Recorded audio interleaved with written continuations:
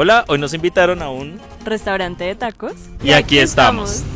Este es el Mexican, queda ubicado en la carrera quinta con calle 20 y está una chimba. Tiene buen ambiente, buenos cócteles y una vaina de tacos infinitos por 37.000 pesos más o menos.